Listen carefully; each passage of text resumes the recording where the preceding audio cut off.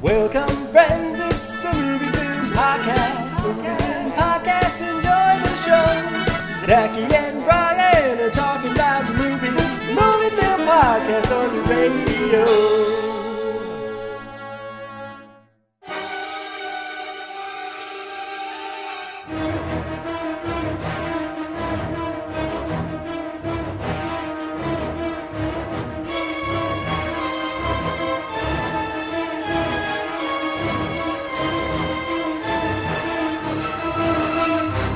Welcome to a movie film commentary track. I am Zachy Hassan. And I'm Brian Hall. Hey, what's up? Not much. It's a lovely Sunday morning where I am sitting. How are things where you are? I would agree. I have this big window open and I'm enjoying looking at the outside world, although I'm enjoying being inside because it's quite hot. So Is there a bit of a heat wave in SoCal right now? Yeah. It's been. I tried reading on my roof the other day, and it was so hot I had to go back inside. Yeah, for you? It's okay right now, but I mean, if you follow the news, the Earth is slowly being engulfed by just white hot flame. Right. So just better get used to it. Yeah, that's pretty much. Or maybe we could try to stop it. There's that too. We could. Yeah. Or I'm going to throw this out. I say you and I watch Lethal Weapon. I was going to say, this is the perfect antidote. Now we get to cool off inside with my bestest bud watching a buddy movie. I had a lot of fun. This is a movie I've seen many, many times. But as we say sometimes on these commentaries, when we sit down to watch them with a commentary-minded eye, you're almost watching it again for the first time, which I had a great time doing with this. Well, this is, I think as long as you have known me, you have known my love of the Lethal Weapon films. Oh, yeah.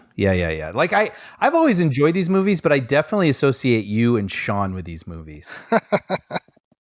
I have really, for almost as long as I can remember, I've been a fan of these, and I have so many thoughts on this. And I remember ever since we started doing commentaries, this was another one on my list of like, yeah, we're going to get there one day, and that's going to be a lot of fun.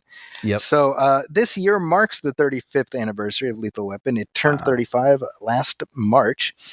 And I thought, hey, let's, when we get to it, we'll have the chance. Let's talk through certainly one of my favorite 80s movies and one that I suspect many of our listeners enjoy as well. Mm-hmm.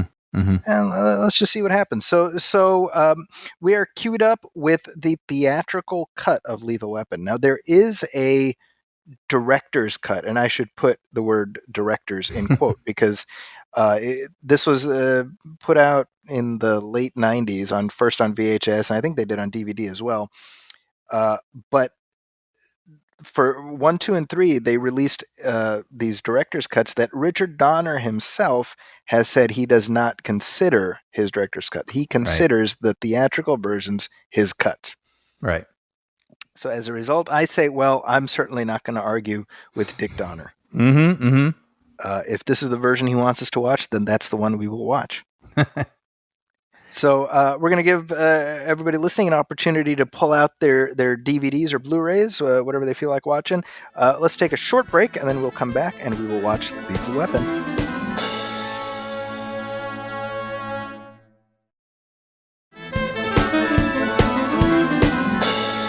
And we are back and ready to go. And what's funny is we're about to do the 1, 2, 3 thing, which is like a Lethal Weapon trope.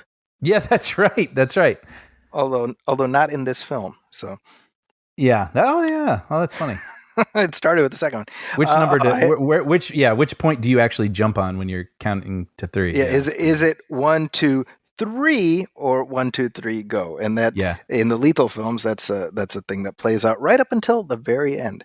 But hey, if we get to Lethal Weapon 4, which I hope we will at some point, right, Brian? I hope we'll make our way through these.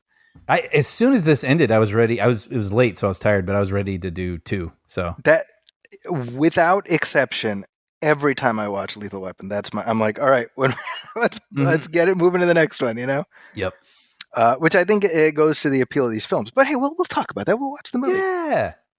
So if you want to watch along with us, you can. You're certainly welcome to do that. If you, like me, have this movie continually playing on the inside of your eyelids, then that works too. Hopefully, we'll keep our conversation interesting enough. But we will go on 3. So 1, 2, 3, then play. All right. Ready to go? Ready. 1, 2, 3, play. I thought it was interesting that they had the modern Warner's logo at the beginning of this. I guess I should say I'm watching it streaming. Yeah, that's what's on here as well. You wonder if, as they try to keep these things alive and make them feel vital and fresh, like you should always be streaming this. If they're like, oh, well, if they see an old logo, they'll think it's an old movie. I think Warner Bros. Tends to do that because even at the Superman films, they update it. Yeah. Now the Jingle Bell Rock playing, that was something that Richard Donner had to fight for, especially having it coming in on the Warner Brothers logo, which does situate this as a Christmas movie, although it's not as much as singularly a Christmas movie as Die Hard, for example. Right. But this is a Shane Black trope that he tends to set his movies at Christmas time. Mm-hmm. Shane Black was 25 when he wrote this movie. Can you believe that? Wow. Yeah, and he was one of those early hotshot writers, right? That's right. In the whole script, screenwriter is power player moment in the late 80s, early 90s, where they were getting, I think he got $250,000 for this, but then eventually it was into the millions, right? Like, yeah. Well, on the back of this. Yeah. Oh, yeah, exactly. Right. And it's interesting that the movie that got made is, I mean, obviously it owes its structure to Shane Black, but I think it got pulled in a lot of ways that have made the film more immortal. I think Shane Black envisioned something a little bit more bonkers. Darker. Bigger, much darker. Yeah, like rocket launchers and the Hollywood sign. That's right. Yeah, like at one point a heroin truck explodes and there's just heroin snowing down on the citizens of Los Angeles and on Christmas. Yeah, they smartly pulled some of that stuff back. I think what makes this movie work is that you can get your arms around the story. I mean, what I say about Lethal Weapon, actually, it's a love story. It is. It really is. And that's why it succeeds, is because the relationship is so palpable and you are rooting for them to, become the bestest of buds that we know they'll become. I've seen this hundreds of times and I was still marveling at their chemistry while I was watching it. It really, I mean, it's on the page, but it's on the stage. It's the two actors. Yeah. And I want to say too, I read somewhere that there was a score originally intended to go over this opening. And the Jingle Bell Rock thing came later. And I think it works really great because it does set this tone that this movie isn't super, super serious. Like, like there's sort of a little levity to it. However, it also is a huge juxtaposition to what we're watching right now, which almost makes it feel sort of like, hey, this is Christmas time. Everybody's happy. Except right here, something dark's going down. Let's take a peek at it, right? I remember seeing this the first time and my first reaction being like, oh, there's her chest just like out there in front of everybody. Very, very 80s. Right. Maybe even in particular Joel Silver, like, oh, what if we saw her chest? Yeah. Okay. So this actress is Jackie Swanson, who she played Woody's wife on Cheers. Right. And temporally, we're recording this shortly after our track for Air Force One, which featured the actor who plays Woody's father-in-law on Cheers. That's right. So we're just working through the Boyd family. Now, what I like about this intro sequence is it's like the teaser of a police procedural on TV. Yes, sure. This is the inciting incident. It's kind of sleazy and sexy and scary, and you don't know what's going on. Yep. And this is the first domino that just gets the whole thing rolling. It really does pull you in. And and by the way, I had to point this out. I never noticed this, but that's a real stunt person tumbling down to the ground. And that was Jackie Swanson who fell. That was actually her doing it. Oh, and she was like trained. I think I read that. Yeah. Yeah. But she's landing on an airbag that was painted to look like the driveway with the car below. Amazing. And I literally never noticed until I read that and watched it just now. And I'm like, because when I was watching it, I'm like, how'd they do that? She gets so close to that car. Yeah. Yeah. And Danny Glover was 40 when he made this. Wild. Yeah. He's playing 50. He's playing 50, but he was 40. Yeah.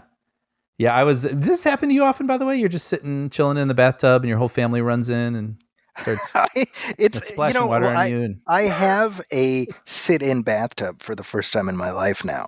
Oh, okay. So I've had it close enough where it's like, okay, yeah, I can relate to Roger now. Right. Yeah. It's people. I'm just trying to just soaking in my filth, I guess. See, I think it'd probably be, for me, this version would be, I'd probably have locked the door and they'd be pounding on the door like, Dad, let us in. And I'd be like, that tends to happen too. Now, yeah, go ahead. Real quick, this intro sequence for Riggs was not the original way he was going to be introduced. They had him at a bar and he like beats up these guys at a bar, and it was showing him being morose and kind of what we see here, but literally darker. And Richard Donner wanted something just visually brighter, and so they came up with this sequence. And I think it's a good intro for Riggs, but I also, again, talk about 80s where Mel Gibson's like, yep, here's my ass just hanging out for the world. Right. Not a care in the world. Well, it's a little tit for tat then, right?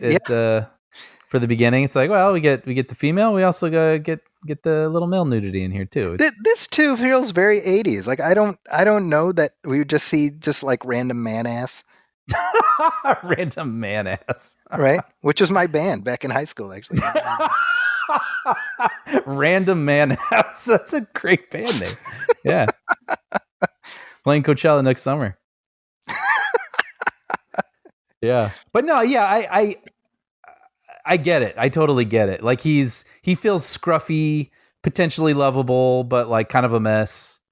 Very different than just showing him like, kicking the tar out of some dudes. Yeah. And it's interesting because Mel Gibson, we forget, but he was a rising star. He was not a superstar at the time this movie came. We didn't know him as the quirky fella.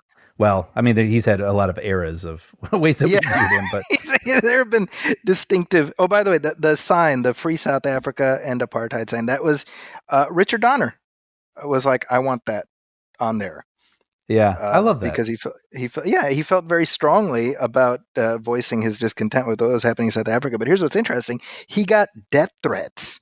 What? As a result of the anti-apartheid messages in this film.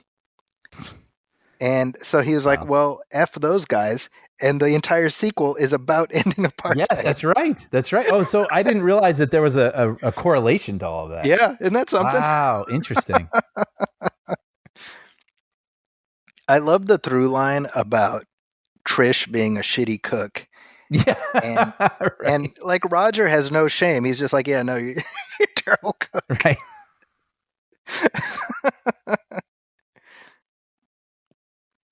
All of this stuff is so interesting as a way of setting the contrast. I mean, it's again, these two characters are on a collision course with each other. Right. We know buddy movie tropes. A lot of these tropes were laid down by Lethal Weapon, but it gives us such a clear sense of who Roger is, just the everyday nonsense of family life, that's interesting because I was thinking about the introductions and Riggs's introduction, and now I guess there was a version, right? Because screenwriter Jeffrey Boehm, yeah, that's right, was brought on to sort of lighten up the script a bit and add more jokes. Mm-hmm. And one of the versions he pitched introducing Riggs was him on the beach and some people like harassing a dog, right? That's right. Did you read about that? And and then basically Riggs pretends like he can psychically hear what the dog is saying. And he's like, oh, you want me to beat the crap out of these guys? And then he beats up the guys, takes the dog. And I was like, I can actually kind of see that. That feels very like of this film. But then on the other hand, introducing him just beating up random people also feels very different than just seeing him sad and self-destructive. Yes. I think we need to see him at a very low ebb. Yeah. Less comical. And not taking it out on others. Yes, exactly. Although, it's funny because that psychic dog idea comes into play in the third Lethal Weapon when they're breaking into the bad guys, oh, wow. That's so funny. Hideout. which and he that was fully written, wrote, right? Like, I mean, here yeah, he was, doing a pass he on was Shane Black's script. uncredited rewrites on this one, but yeah, third one was him fully. Yeah. That prostitute Dixie is played by Licia Naff, who is one of these actors who was on a whole bunch of TV shows. She was in the pilot episode of The Flash. She was on Star Trek: The Next Generation. Oh, wow. I think she became a newscaster for a little while there. Really? Yeah. So Wow. this is another one of those great movies where you see a lot of people like, oh, hey, that person. Mhm. Either they're at the tail end or the front end of their career. Right. And thinking about it further now, seeing the scene coming up at the Christmas tree lot, I mean, it's okay for him to get a little rough with those guys, right? That's right. So we can see that he is good and he is kind of reckless, but it's all right to take it out on those guys. What's interesting too is that there's a scene that was in the director's cut where we see Riggs take out a sniper at a schoolyard. Right. And kind of the same thing where he's got his death wish and whatever, and they cut that out for kind of the same reason, because it was replaying a lot of these same beats. Mm-hmm. And I think Richard Donner was very smart about that, where again, it's about pacing, right? So when he says that, he considers this the director's cut, it's because they cut it very tightly. Like every scene informs either the characters or the broader story. Yeah, and the tone. I mean, this has, like, I almost forget sometimes how dark this movie can get. But it doesn't cross that line into like, ooh, this is a dark movie. Like it just balances all these tones so wonderfully. And I think that's right. why it still feels like sort of lightning in a bottle. Yeah, I agree.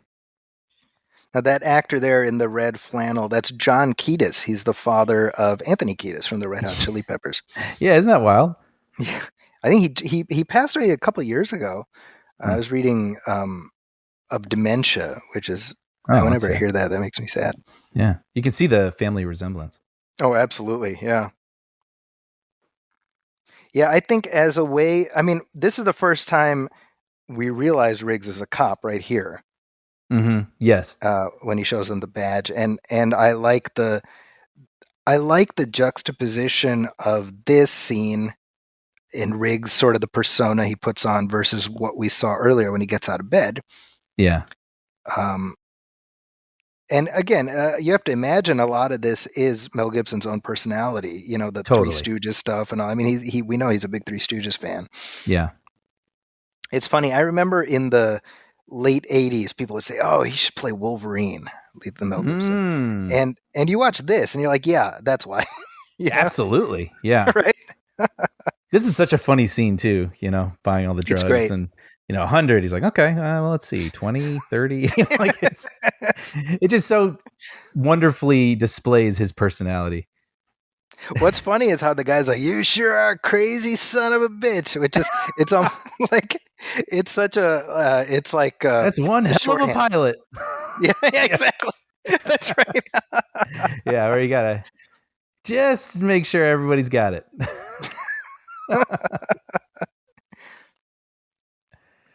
Yeah.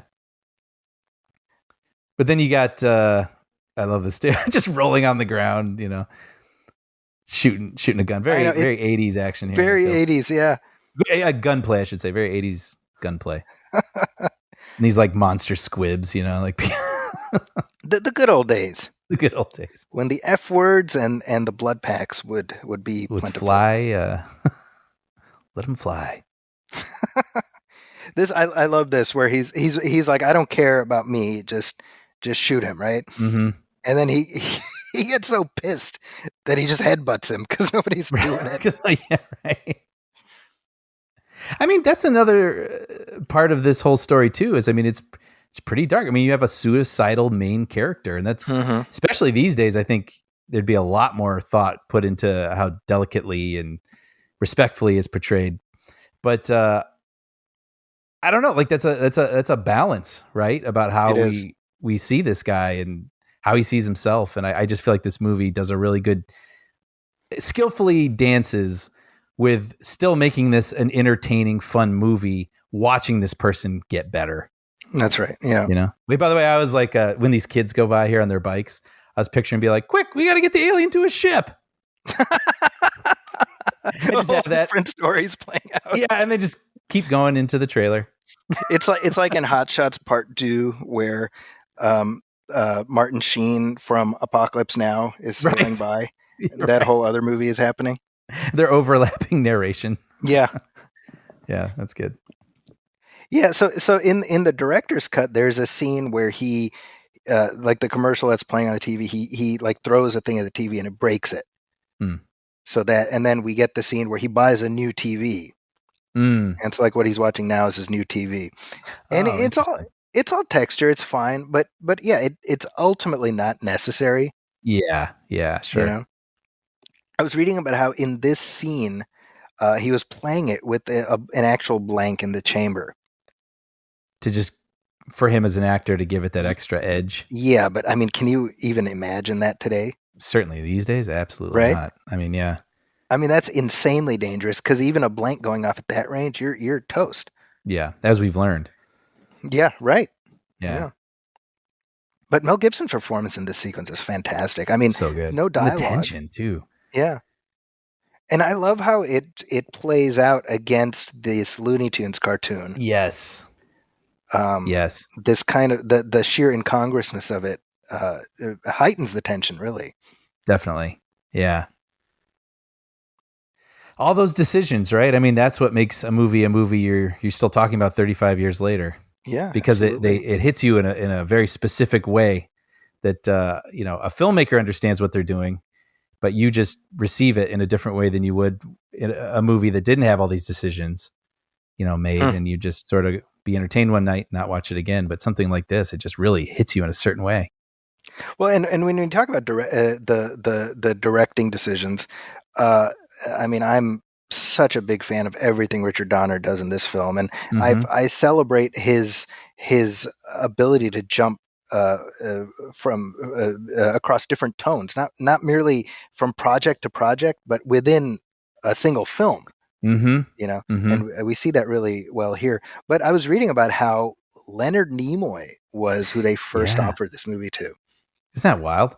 And I mean, I'm sort of fascinated by that. Like, what would that have looked like, I know. And he did not do this and did 3 Men and a Baby, which I even remember learning that he directed that when I was younger, going, what? Spock made 3 Men and a Baby? Like, that's right. You kind of forget he had this other career as a director. Yeah. Well, and Joel Silver wanted Ridley Scott. But Warner Brothers was like, absolutely not, because they worked together on Blade Runner like 5 years before this. Right. Which ended up being a nightmarish experience for Ridley Scott and Warner Brothers. Yeah, right. But no, I mean, Richard Donner, I think what he brings to this is that there's like a little twinkle in this movie's eye. Yeah. Like there's a little bit of playfulness amongst all the darkness and the fun and the everything. And I think that's what makes this movie, right? Yeah. Like if it had just been sort of a straight cop film, I just don't know that it would have played the same way. Like this stuff. Look at this moment. On 3, and she says, "Do it on 3," and the guy jumps in. So really, we get the 1, 2, 3 false start here. You're right. With the cops singing silently. That's another thing too. I realized these movies really just portray the police and the police station like a room full of knuckleheads who get the job done. That's right. Like that's very much the tone of these 4 films. Yeah, and one thing that I like right here, we got Steve Kahn on the left as the captain, and we got Marilyn Trainer as the psychologist, and they are the I was going to say pieces of furniture. That sounds very dismissive. I don't mean it that way, but they're the texture that carries forward from one movie all through the rest, right?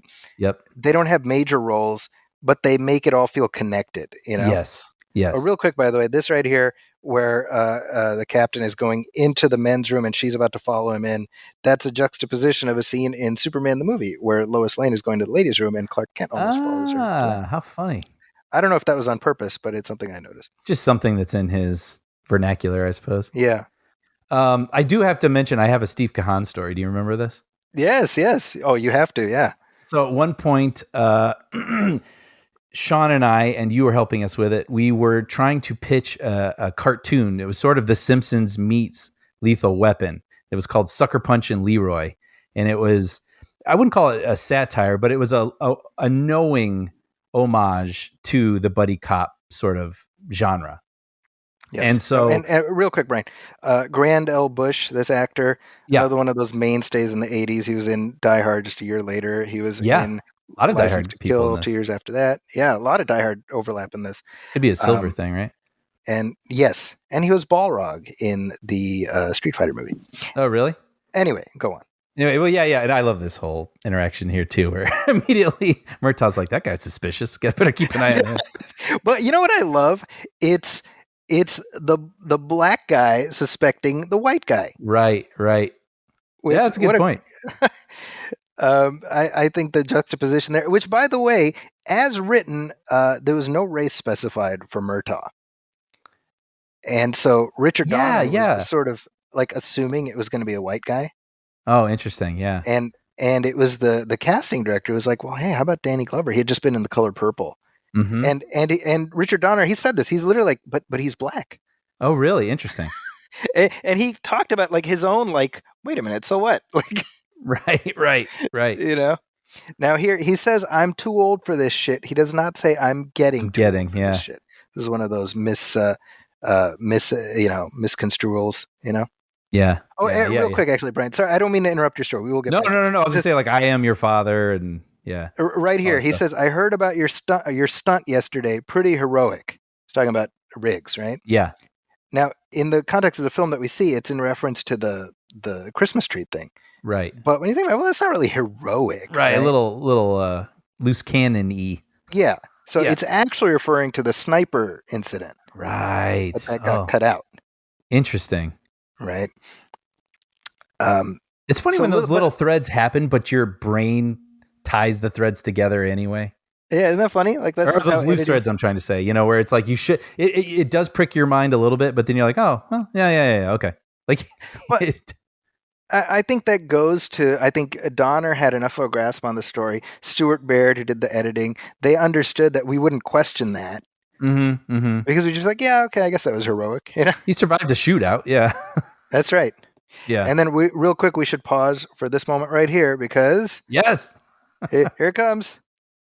He said the title. Suppose we should register you as a lethal weapon. All right, sorry, Steve Kahn. You're telling the story. I apologize. Yeah, Steve Kahn. He okay. So then we were connected with this really talented writer, Cleve Nettles, and he had a relationship with Steve Kahn, and I don't remember what the relationship was, but we were like, well, shoot, we should get him to play the police chief and sort of have this tie to Lethal Weapon. So we actually met with him for lunch at this diner, and I mean, he's exactly as you'd imagine him, larger than life, sitting opposite us, like, all right, tell me about this thing. And then he would talk about like, yeah, well, when me and Dick go golfing in Hawaii, and I'm like, oh wow, and then we had this moment where he kept mentioning these movies, and it wasn't like Dirty Dozen, because I've seen Dirty Dozen, but it was like movies like that, sort of these like 60s war movies, and I just kept not having seen them, and I was like, oh, I haven't seen it, which in hindsight I should have just lied, but I was like, oh, no, I haven't seen it. And then at one point he goes, who the F is this guy? I mean, he's totally like busting my chops, but that was a very memorable. You got your chops busted by Captain Ed Murphy. Come on. Yep. That's a story you get to tell. Yeah, it's pretty cool. Mitchell Ryan as General McAllister. He's another one of those great, hey, that guy actors. Mm-hmm. He just passed away, I believe, earlier this year. Oh. But he had been in so many things. He was on Dharma and Greg. Like, oh, really? As Jenna Elfman's father-in-law, and he's in Liar Liar. I'm sure you've seen that. Oh, I recognize him. Yeah. I just saw that a couple months ago. Yeah. Oh, funny. And he was on Star Trek: The Next Generation as Commander Riker's father. That's what I know him from. Now, Gary Busey Ross, here. I should mention, so Gary Busey has said his career was on the downswing. This movie saved his career. Which is crazy, right? Because I mean, at one point he was nominated for an Oscar for the Buddy Holly story, and sadly, I mean, it makes me sad that we think of Gary Busey now as old crazy Gary Busey. Just a But basket of crazy, yeah. yeah, and I mean, when he's put in front of a camera, a lot of times he does behave in a really crazy way. And I think what some people don't realize is that he was in a really, really bad motorcycle accident and suffered some brain damage. No So kidding. No. knowing that, I almost feel bad when he's trotted out and people are like, "Oh, Yeah, what's that he is going to a say shame. now?" I'm like, I don't know, maybe we should just leave him alone. Yeah, right? Yeah. But the People have this accident sort was of- after this. It was 1988. Oh, no kidding. Okay, Yeah, wow. it's pretty shortly after this. Gary Busey, by the way, was in Predator 2 in 1990 alongside Danny Glover. Right. Yeah. And Steve Kahn, actually. Steve Kahn is in that, too. Oh, interesting. Oh, Yeah. I've only seen that like a couple times. I've seen the first one a ton of times. So this guy, Ed O'Ross, he's another one of those guys who's just in a million different things, Yeah. usually as a villain. Sure. But I just like, you guys are out there like freaking Pluto, man. Yeah, that's so good. Which is funny because I've heard probably like you and Sean quote that, and I always assume it's a Bill Paxton line. Oh, sure. It's It yeah, just it's feels like something Bill Paxton would say. That actor was in the Men in Black animated series. He was the voice of Agent K. Huh. Wow.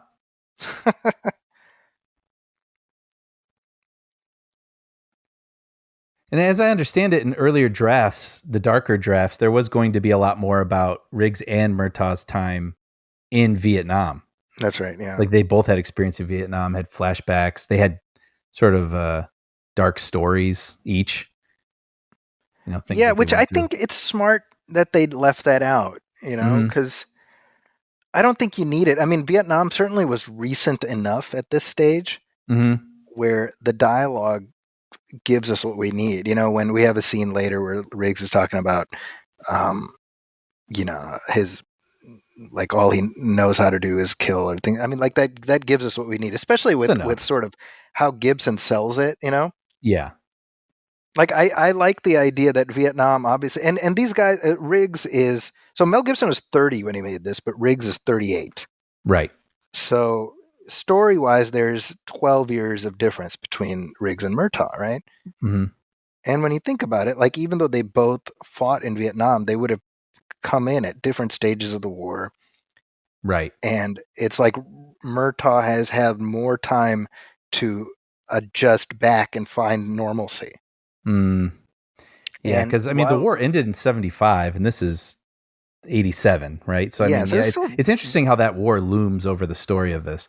Yeah, right. And without needing to be really explicitly hammered home, like this is not First Blood or something, you know? Right. You know, and yet, I mean, when you think about it, in terms of 80s storytelling, Vietnam was very much, I mean, a lot of these 80s films, it was just part of the backstory for many, many characters. You know, this actor Tom Atkins, he was in, I mean, he's another one of these guys. He's in Escape from New York and you name it. But I remember him from Halloween 3, The Season of the Witch, which is the one that doesn't have Michael Myers, right? That's right. It's the non-Michael Myers one. He's the main character in that.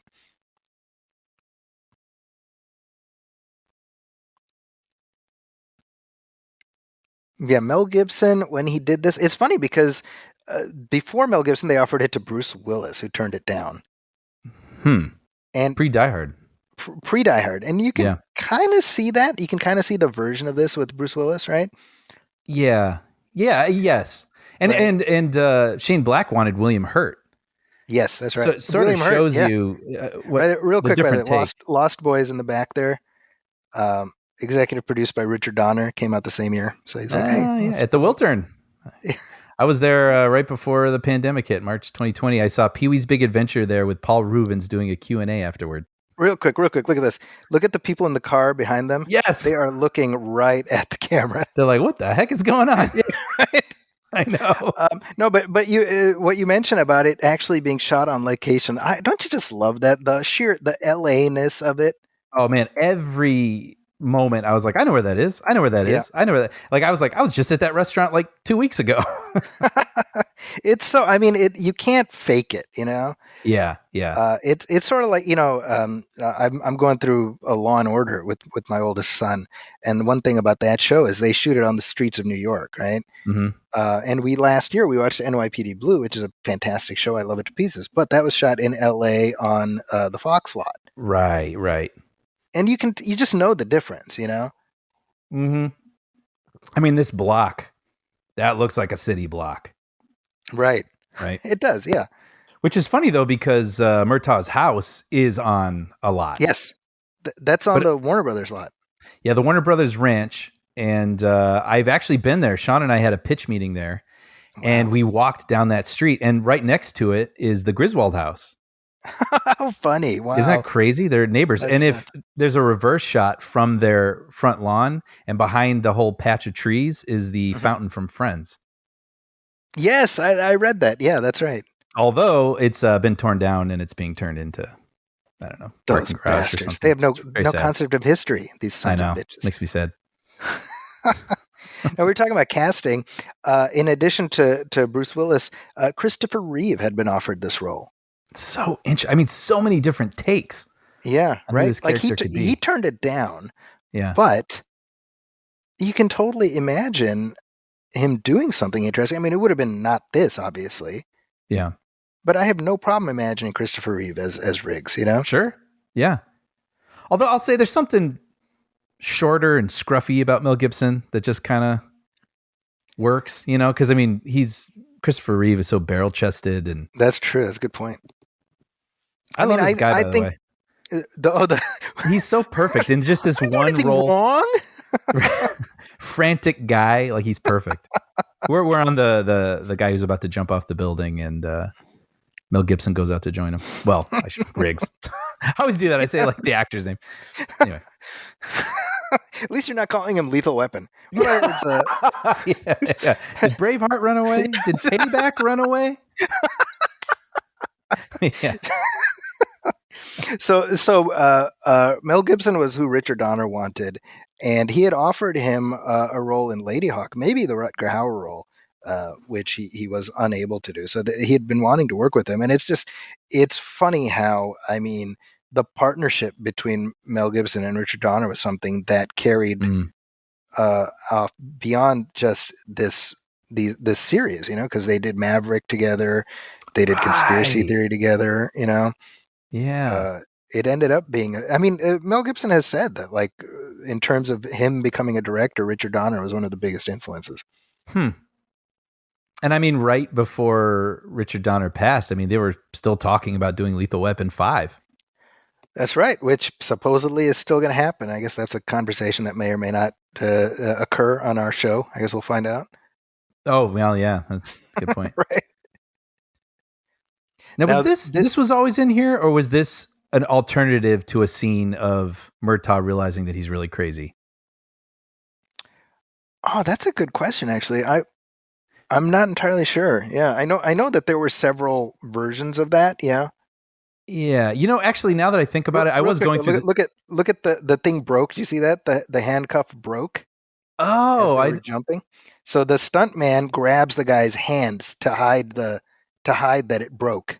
Wow, that's some quick thinking. Isn't that funny? Otherwise, it would have ruined the take. Yeah, that's pretty good. Yeah. That'd be funny if they used the same air mattress that had the car in the driveway from the beginning. That's right. And you're like, whatever. Hey, come on! The day is going long, Yeah. Sorry, you were saying? No, so I was reading in the script. This whole thing was different, where Riggs's reaction is different. Where he's walking out here in the theatrical version, going like, wasn't that fun? Kind of thing. But I guess in the script, he was a little bit more steely, staring off in the distance somewhere else. See, it's like we already did that. We did that with the drug dealer scene. Yep. So, I think it's smart to mix it up a little bit. I think that's the thing, right? Like, contrasting his reaction there, where he is kind of waka waka, to this here. Yes. where he's ready to put a bullet in his head. I think that's just so much more effective. I think that's what this movie, again, it does it so well. It just dances between these tones. Yeah. Like Jeffrey Boehm, I think, does not get enough credit. I mean, rightly, Shane Black is the architect of this, but Jeffrey Boehm did a lot of stuff that helps make it the movie that we know. Mm-hmm. You know, it's funny, even the degrees of this scene. yeah. I mean, if it was lit different, you know, if it was played different, it could be either like a really gritty drama, or it could be played like heightened, and then you just don't buy into the actual darkness that Riggs is going through. But they just nailed it. It just for the tone of this film. Put it in your mouth. Yeah. It's like, I remember on Mad TV, they had a recurring series of Riggs and Murtaugh sketches that I always found hilarious. Oh, really? Just doing like versions of this scene here, you know? I don't remember that. I have to look that up. The two guys were very funny. Yeah. They had a sketch. It was like Riggs and Murtaugh open a restaurant. To me, it's the equivalent of like Jack and Tony go to the drive-in, you know? Yes, like exactly. the 24 exactly. thing that you guys totally. Wow, that's so crazy. funny. Yeah, this is good. I'm hungry. But even down to the, not even just, you know, sort of pulling the trigger, but you know, the hammer going back, but that he has to put his thumb in there to stop it. Yeah, right? So good. See, this is one of those things too. I was like, oh, I think this is right by Universal Studios. It's just fun. Yeah, like I would imagine for locations. you, it's just a whole lot of that, right? For you. Yeah. Now the character that Marilyn Trainer plays, she becomes a foil for Riggs throughout the series. Yeah, kind of played for comedy. Yeah, and definitely by the end, you're kind of like, God damn, leave her alone. Like, I know, this poor woman. I know. Yeah, he's like pulling like pranks on her and stuff. Like, yeah, it's like, okay, you're happy now, good. Just like, yeah. You know? Yeah, no, I'm pretty sure this street leads up to the entrance to the Universal Studios parking garage. Wow, how funny. Yeah. Which had a cross street that used to be called Buddy Holly Way. It isn't anymore, but going back to Gary Busey. But anyway, we should talk about Mary Ellen Trainor just real quick. I mean, she was such a staple, right? Yes. And she passed away in 2015, but I mean, she was the mom in the Goonies. She's in Die Hard, Ghostbusters 2, Scrooge, Back to the Future 2. She's one of the police that picks up Jennifer. She was married to Robert Zemeckis till the year 2000. Yeah, pretty iconic for that era. And obviously the Goonies connection is probably why Richard Donner brought her back for this. Right. And I think, again, you know, having Donner behind the camera for all four, it created this connective tissue. So Captain Murphy, you know, Marilyn Trainor's character, Stephanie, I don't remember her last name, the character's name. It's embarrassing. The psychiatrist? Yeah, I forget her name. I do too, actually. Stephanie Woods, that's it, Dr. Okay, Woods, wow. that's her name. But you know, and then the Rogers family and stuff. I mean, it makes it feel like they're all connected to each other. The films are, you know. And then behind the camera, you know, the Michael Kamen doing the score for all four with Eric Clapton and David Sanborn, and just, you know, like, it's funny because, you know, I think Die Hard as a film is singularly good. I think Lethal Weapon as a franchise is better. Oh yeah, sure. Right. And I love the Die Hard sequels, but I think is the further along we get, it just becomes the Bruce Willis show, right? Yeah. And that's fine, but for me, that's why I enjoy going through this series. Whereas I think with Die Hard, you can stop at one.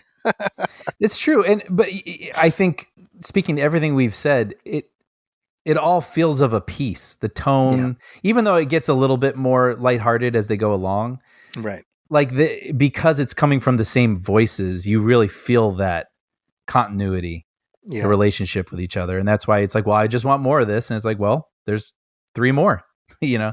Yeah. Well, and I think certainly with Riggs's arc, I mean, they wrap up his journey in this one in a satisfying way, where I don't think you could keep going with that, right? Like, sure, like 4 movies in, if he's still suicidal, it's like, all right, I just, like, I don't know.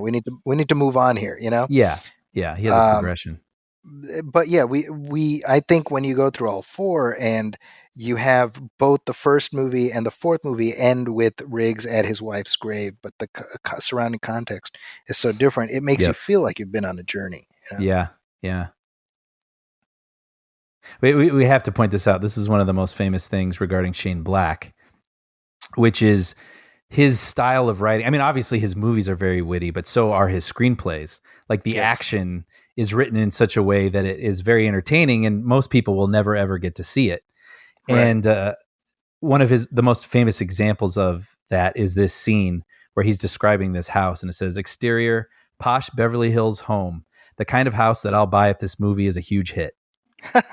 Real quick, right there, that woman looking right at them, that's Joan Severance, who was a famous supermodel in that era. She was also the love interest in No Holds Barred, the movie starring. No way! That was like the ultimate 80s sleepover movie. That's right. That is, I did not know that. Wow. Yeah. Yeah, but in regards to Shane Black's descriptions, I know later on in the scene where there's a car accident after the nightclub escape, the script description is like the two cars trade paint. Yes. Which supposedly, according to internet lore, is what made Warner Brothers fall in love with this project. That's so funny. Those very lines. Like, I mean, it's it's hard, and then you don't want to try to totally imitate that, and then be annoying. But there's something to be said about making when you're trying to write a screenplay, making something that people don't want to put down. It's interesting, and you can speak to this as a screenwriter, but certainly what beginning screenwriters fall into the trap of often, and I know this because I've been asked to, people send me their scripts to read, is describing shots in your scene descriptions, right? And you would know that that's kind of a no-no, right? Kind of a no-no, yeah. And unless you're directing it. Yes. And so what Shane Black did so well and intuitively is creating the shots in people's heads without explicitly saying, camera cranes up. Yeah, exactly. Right. Exactly. It's pretty genius. Yeah. Pretty genius. By the way, I have to mention, it's for us, I suppose, but our friend Blaine, he quotes this movie so much, and when he says, now I'm happy, I'll stand over here being happy, I'm like, Blaine says, I so associate that with Blaine, I forget in this movie. Which, by the way, that's Nakatomi Plaza in the background to the left of Murtaugh's head. Right there, you can see it. Pre-Die Hard. It was just sitting there waiting for the perfect movie to be written about it. Isn't that amazing? Isn't that crazy? Yeah, that's Century City in the background. It's hard to believe there was a time pre-Die Hard. It's weird seeing that building pre what it's most known for. I'll admit. Yeah. In my because you've been there plenty of times. I worked at Fox, which is right next to that building, and I've never been in that building. I've driven past it hundreds of times, but it makes me sad that I never got to actually kind of pull up and go in its lobby. Just stroll up like Reginald Bell Johnson. Yeah, exactly. I like this right here, this moment here, where he says, "I'll bet that hurt to say." Yeah. You'll never know. But I mean, again, it's again, I said before, this is a love story. Yep. And the cracks are forming a little bit. Mm-hmm. They're warming up to each other. And it's funny too, by the way, because there had been like buddy cop movies before this. I mean, there was 48 Hours, which this is clearly indebted to. There's also Running Scared, right, with Gregory Hines.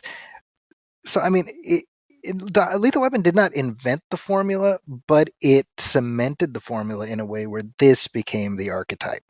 I had sort of written down that very thought because I was like, we had Butch Cassidy, even like In the Heat of the Night, right? Mm-hmm. But like this created a new template from which many, many other things sprung forth.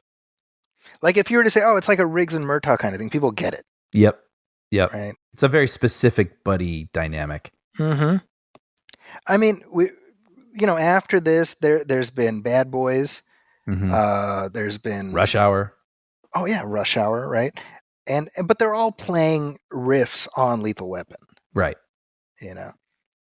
I mean, arguably the best, in my opinion, best post Lethal Weapon buddy cop movie for me is The Nice Guys, Yeah, right. Shane Black.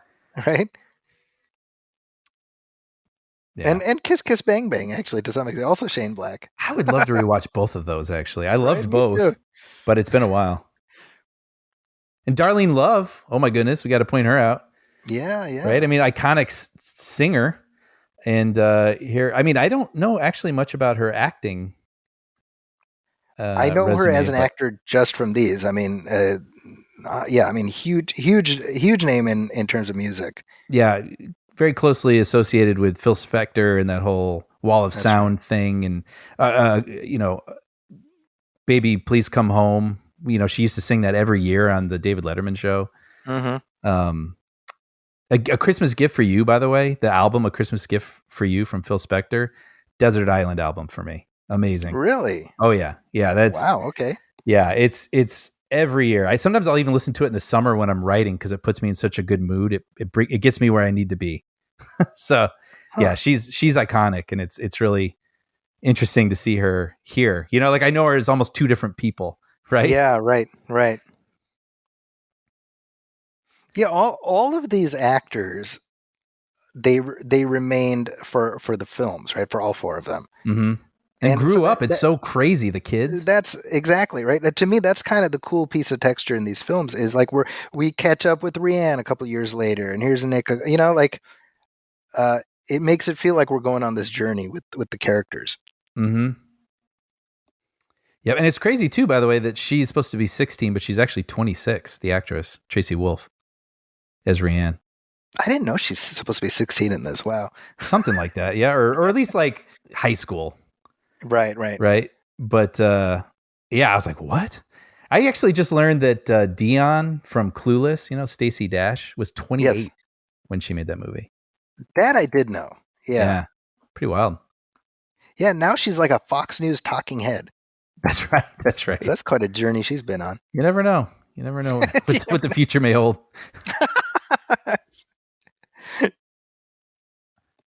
It is funny how like they play off Rianne having this crush on Riggs, mm-hmm. and it's just very matter of fact about it. And I'm like, this is kind of creepy, right? Like, yeah, maybe she is. I say 16. That was just sort of my take. Maybe hopefully she's a little older. I mean, he kind of toys or jokes about it, but I feel like it's mostly for Murtaugh's sake. Like, yeah, no, give him a hard time. I love this whole thing too. I thought as I was skimming through the script, I could be wrong, but I thought this scene took place in a den, and I was like, what a genius choice to put it on a boat in the driveway that he barely knows how to work. Like, that's just so rich. Well, and it's great because it gives the characters kind of business, much more interesting location, says something about personalities. Yeah. Genius. What's great is that this boat has its own arc through all four films. That's right. Ultimately sinking in the fourth one. Yeah, that's right. They were getting a little jumbled in my head because I remembered that scene. I forgot that was from the fourth one. Yeah. It's so weird. Like the Lethal films are very, very specific in my mind. I could tell you exactly what is in each movie. See, that's funny because they do get a little mixed up in my mind. Yeah. Like three especially is probably the one I know the least. Mm-hmm. But then when I watch it, I mean, there's so much, you know. Yeah. Word Riggs, word Raj. That's 3, right? That's the third one. Yeah. So you got it. Yeah. Now, this is just an observation I have. Where's the manual? Yeah. That's great writing, man. People talk about Riggs having a mullet, and I will offer that he has a mullet in the second and third films, but in this film, he just has unkempt, longish hair. He has a mane, yeah. Yes. Now that might seem like a weird hill to die on, but I'm very specific about what I consider a mullet. That's so funny. Some might consider that. That's funny. So yeah, behind those trees on the right, that's where the Friends Fountain is. Wow, or was. Was, yeah. All right. It's been moved. Actually, I was just recently on the Warner Brothers tour when we had a friend in town, and They moved it over to the side. It's been moved to the side of the Philadelphia Museum of Art, right next to the Rocky statue. Right? Yeah. No, it's on the Warner Brothers lot proper, and you can see it on the tour. I was wondering about this house too. Typically these houses are facades, but you see a couple shots where they're sort of going from the sidewalk into the house or the garage into the house, and I'm like, oh, how much of this house is built? That's a good question. Wow, yeah. These are the things I like to think about. Well, I think you have enough experience from having worked on these things that those are valid questions. Yeah, because typically the interiors of a house are in a stage somewhere. That's right. Where you can control the sunlight and everything. I love this right here. Me too. Just again, it's the thawing, right? Yep. But you're starting to see Riggs form a connection, right? Mm-hmm. And Murtaugh, like he's kind of becoming charmed by this guy. Yeah. I love it. And they have this little moment here, right? Yep. Ka-chunk with the can. Working together. It doesn't have to say it. He knows it, call and response. See this here, where Riggs is talking about being 19 and being able to take this shot. Like, do we need a flashback for that? Exactly. Right. No. We get it. And look at how he sells it. Look at how his performance sells it, Look at hiding behind that truck. Yeah, because he's ashamed. He's like, killing's the only thing I'm good at. Yep. That's interesting because you think he might say this more boldly when he didn't know Murtaugh as well, but now that he is forming this connection, there might be a little bit more shame involved with it instead of just blurting it out to him. Mm-hmm. Yeah. Good call. Yeah, I love this here though. But you play the dramatic moment against the comedic moment. You're like, my wife's cooking. Beat. No. It's so great. Yeah. You know what's funny? As we're talking about this how many action movies do you sit and talk about the acting? Right? Yeah. And I was reading that Mel Gibson turned down The Fly and The Untouchables to do this movie. Yeah. And it made me think of like the alternate history where like he could have been very good in those films, but he found the role that shot him into orbit for the rest of his the respected part of his career. For let's say the rest of the 90s. Yeah. But it's like finding that role. Yeah, and well, first of all, when you say he was offered The Fly, you're like, how on earth could you have anybody but Jeff Goldblum in that movie? Sure. Right? Yeah. Like, I can sort of see him in The Untouchables, although I think Kevin Costner, like, again, the right guy got that part too. Exactly, yeah. But certainly with The Fly, you're like, well, that would be an entirely different movie, Yeah, a whole different vibe. The little, I was thinking about the gift that Riggs got him, the little play cop set, Mm-hmm. and I was like, you remember that you used to get, like, those are very common at like grocery stores and things. Yeah, it would be a toy gun. You'd buy a toy gun and handcuffs. Yeah, I was like, man, there's a time capsule right there. It's funny because I guess not having kids, I don't think about it as much. But that was what I wanted. My mom would buy me caps, and my brother and I would run around the yard shooting cap guns at each other. It's crazy. I mean, now there was a while there where you, even if it was a black painted gun, it had to have the colored cap, like in the like the tip of the gun would be orange. Right. So know that you're not even gonna get that now. Now they have to be like neon and sci-fi looking. Yeah, they're like neon green and they shoot like discs and things like that. Yeah, it's crazy. This juxtaposition here too, I find really effective. Where her high school picture versus her presence in this video, and you sort of see on her face the sadness, right? And I think it's extra disturbing because this actress looks so young. Yeah, that's right. But no, it's well done, like you said. And I think for Murtaugh, it's obviously going to be much more. It's going to hit closer to home because he doesn't want something like that to happen to Rianne. Mm-hmm. And so that I think the fact that we play off of his reaction, because that's what he's imagining, Yeah. This scene is hilarious. So good.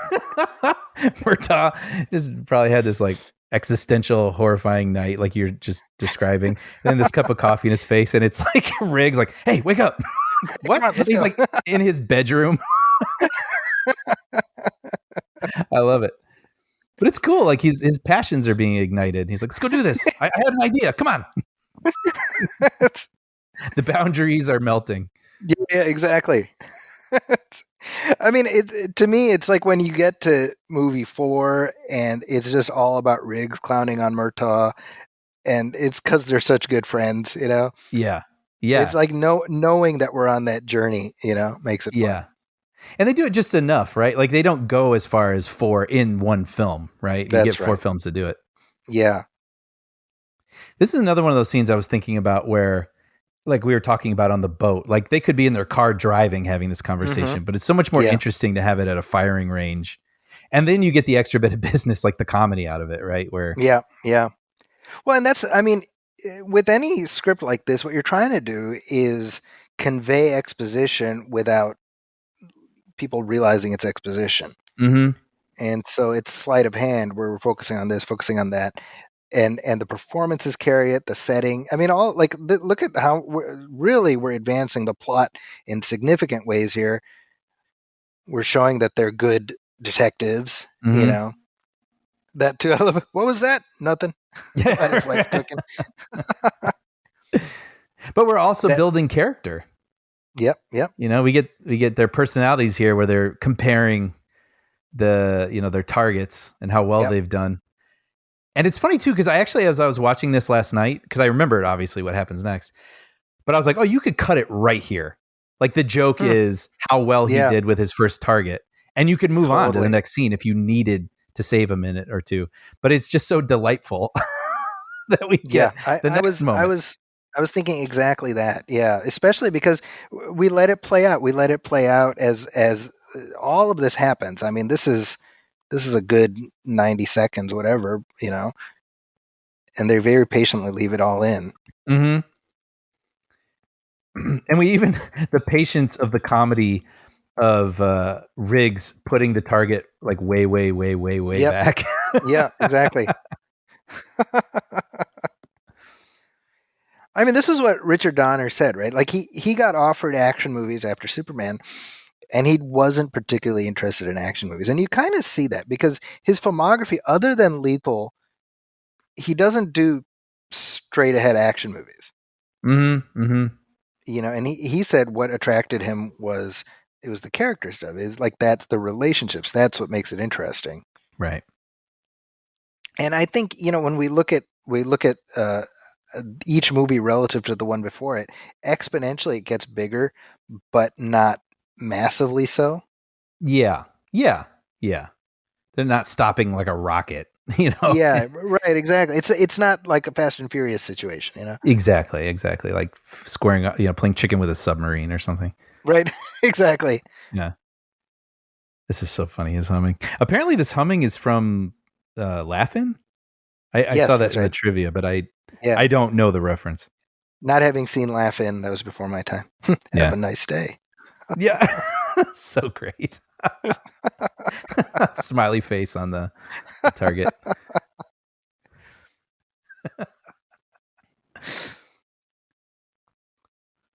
I love how these kids just know Dixie's a prostitute.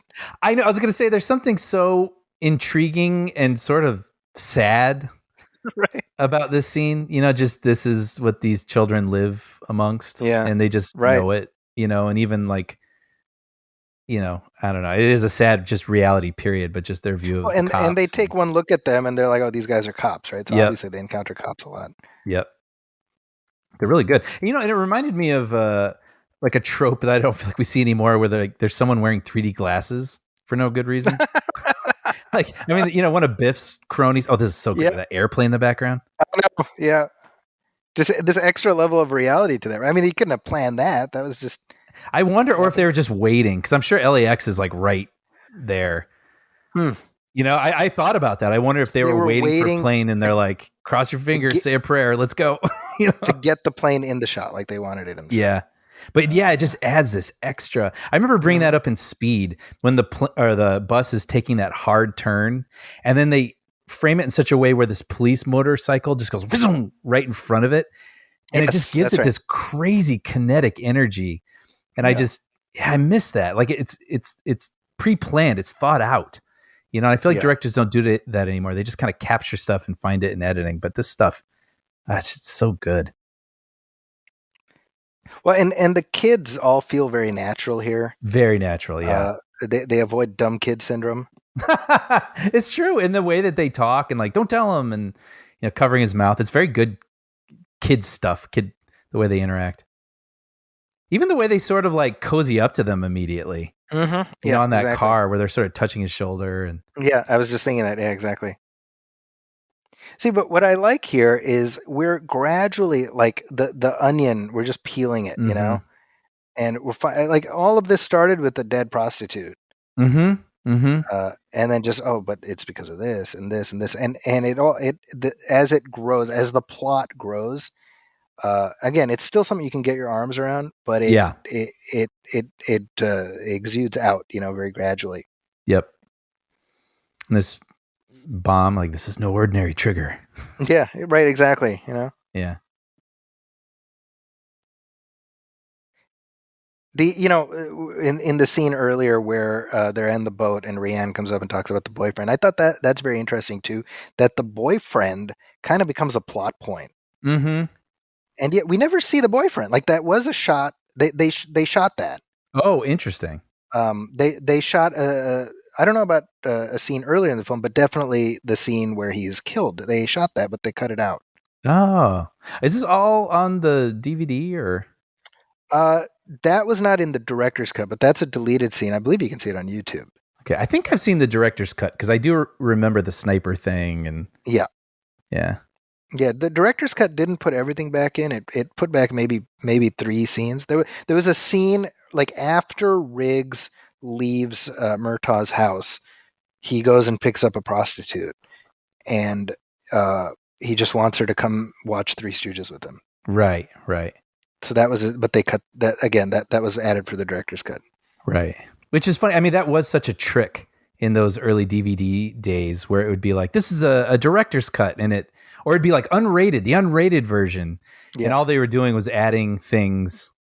It didn't necessarily mean it was more salacious or something the director wanted. They just put in a scene that got cut. Yeah. And then they could be like, well, we didn't put it in front of the ratings board, so technically it's unrated. That's right. Yeah, like, I mean, definitely, like, I think that the extended versions of these films they're all fine, but I think Donner's instincts, where he's like, well, I consider these theatrical versions the final ones. I think he's on point with that too, Kind of like with the Terminator 2. I think that was the first director's cut I ever saw, and it was interesting to see the additional scenes. But you're like, no, it moves better the way it originally came out. I think so. Yeah. But yeah, the whole 3D thing, I think I got distracted by the house exploding, but one of Biff's henchmen in the Back to the Future movie, yes, I think it's called 3D. Yeah.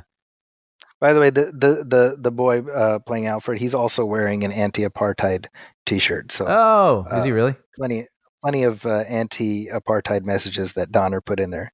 Yeah, I love that. I mean, it's pretty organic, I feel. Yeah, well, it's just hilarious to me that some assholes watch this and they're like, let's send this guy death threats. Like, I know. You think you're winning people over, you dumbass, I know. And it's it's like, how in the world could you possibly be against this message? Yeah, exactly.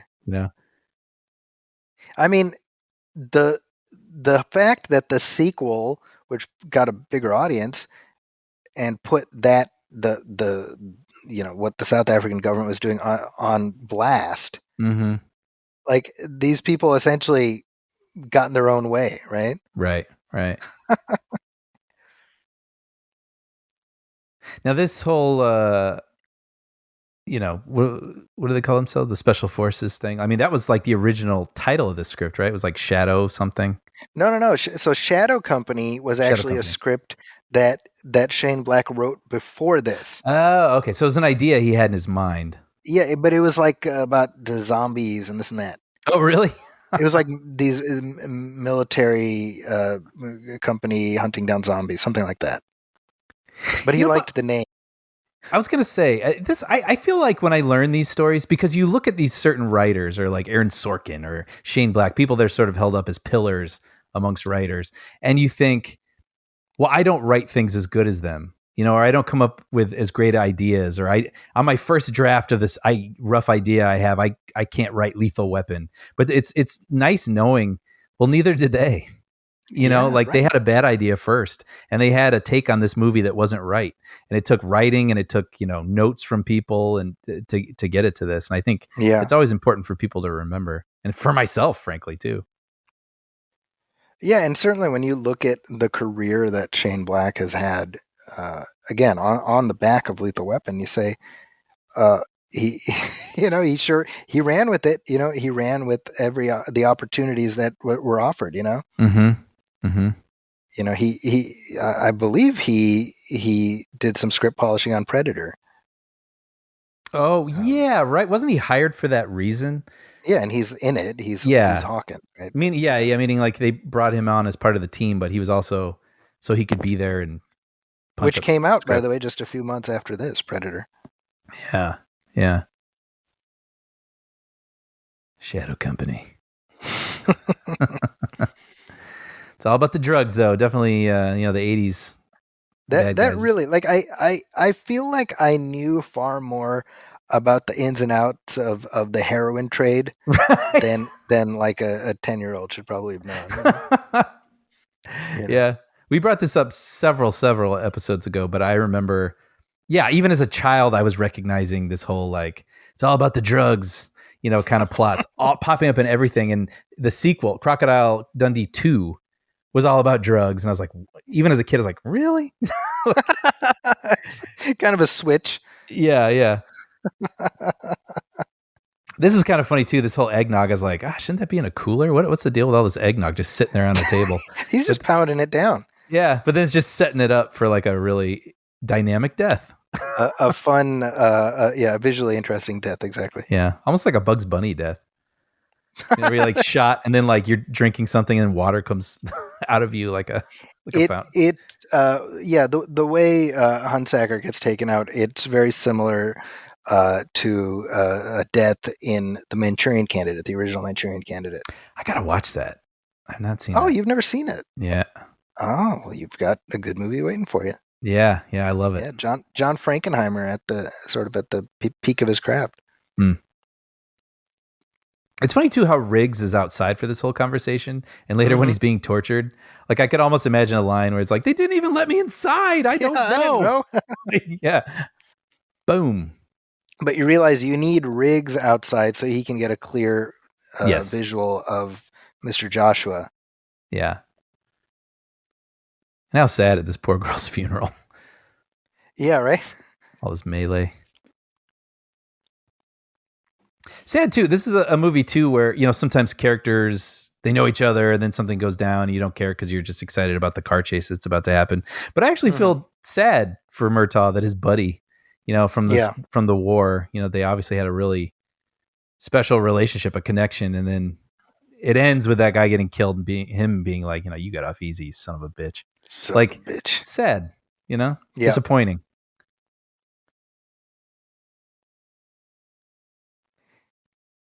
It's interesting that the McAllister character sort of he has a presence over the film, but he's not in very much of it. It's a good point. He's the guy pulling the strings. Yeah. It's funny too.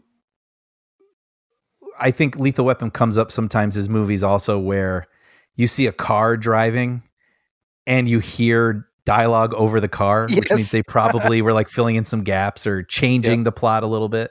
The sequels very much do that. Not so much in this one, but very much I was just thinking it with the helicopter there, but yeah. I had that exact thought. Yep. I had that exact thought with that helicopter.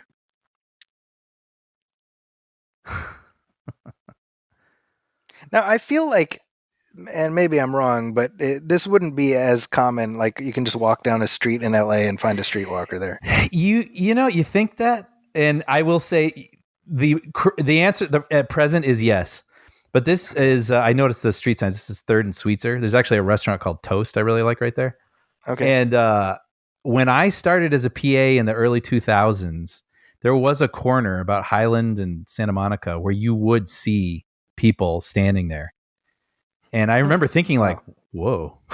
Right. Yeah. I mean, And then I even one time I had a moment where this woman, I pulled over for some reason. I was looking at a Thomas guide of all things before GPS, and this woman knocked on my window and said, "Hey, like I'm out of gas. Can you give me a ride?" And I was like, I don't know. wow. That's so crazy. And I didn't do it. And to this day, I feel bad about it. But also, I just, in that specific area, I was like, I don't know. Yeah. Like, I'm sorry. So yeah, it's changed, certainly changed over time. Yeah. Wow. We were talking about sort of the exposition that gets conveyed via ADR over the shot of the helicopter and stuff. It definitely feels like that was used to stitch the previous scene with this, where Mr. Joshua just took a shot at Riggs. Because it happens rather quickly. Yeah. And we don't even get a clear shot of Gary Busey, I don't think. And it's kind of like, you got to be like, why are they after Riggs? Like, what's going? You know what I mean? Yeah. So that voiceover helps you stitch it together. By the way, do you know what Cochise means? I mean, that's the name of a Native American. Yeah, and I don't understand it as a reference. It's like saying chief. Oh, okay. Right. Like, what do you think, chief? What do you think, Cochise? Oh, interesting. I feel like I've heard that. Not obviously not as much anymore, but I did not know the meaning. Yeah, I mean that's my understanding. It's as simple as that. Yeah. But yeah, like when I saw this as a kid, I thought he was calling him Coat Cheese. Yeah. It sounds like, it's easily ununderstandable. Yeah, so I was like, oh, is that like a thing grown-ups say? Like, right. Coat Cheese? Right. Right.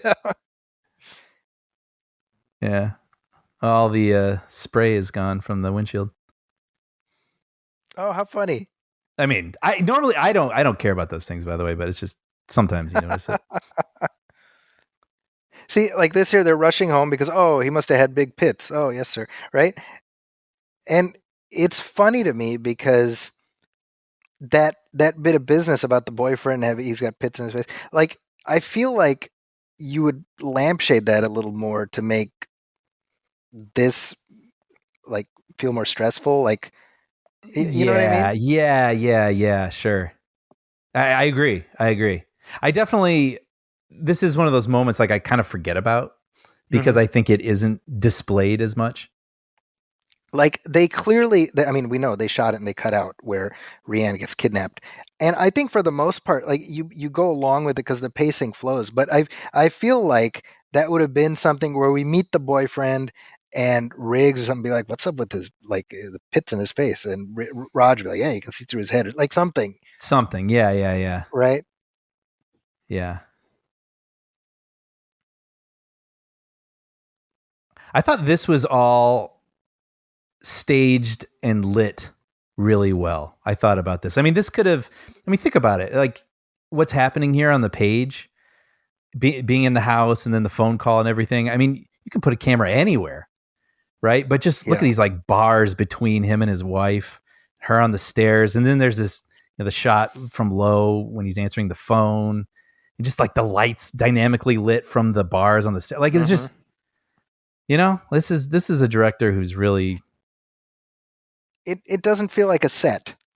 No, but it's just it's just dynamic. Yeah. And threatening and sad and you're worried. It's really well executed.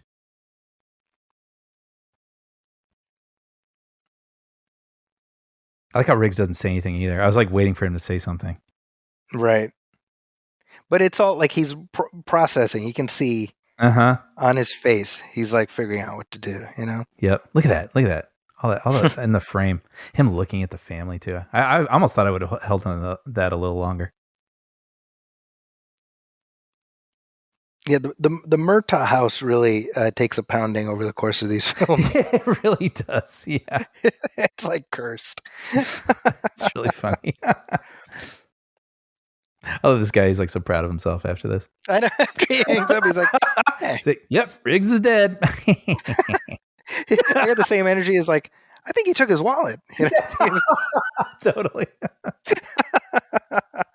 Dude, that's funny you bring that guy up from Back to the Future too, because I was watching something of Federica. I think it might have been like Veronica Mars or something. And I was like, whoa, who is that guy? Who is that guy? And then I looked up who he was, and it was I think he took his wallet guy. And I was like, yeah, you don't forget a Wow. face like that. He's so distinctive. That's so funny. Yeah, there's I love something the eerie lighting about the in- Christmasness of this too, right? Usually it's jolly. Exactly. How they're just bathed in this red, right? And it's like Yeah. murder red because that's what they're plotting, you know? Yeah, it's like the illuminated Christmas tree. I mean, in another context, this could be magical, like the night before Christmas. Yeah. But here, it's like his daughter's kidnapped. What are we gonna do? And the Christmas Yeah. lights, lighting them becomes sort of haunting.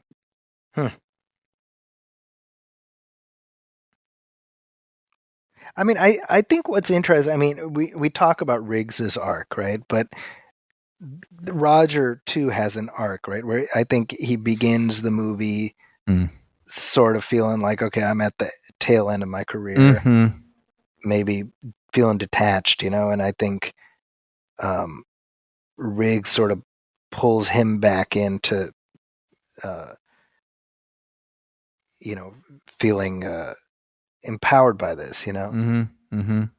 Feeling Empowered motivated. and like that he is capable. Yeah. Yeah. I mean, because I think the movie does a good job of giving Murtaugh his hero moments. Yeah. Oh yeah. Yeah, because like we got one coming up here. You know, the thing with the grenade. You know, like you know, for example, like the last Bad Boys film, that was like the Will Smith show. You know, Yeah. and Martin Lawrence, who's funny in it, but he's the funny character. Mm-hmm. And I think these all of them do a good job of. I mean, it's a two-hander, and they do a really good job of ensuring that it's not like Murtaugh stands back and okay, let Riggs just like cut through them, you know? I like that. Yeah, they're a true duo. Yeah. Yeah.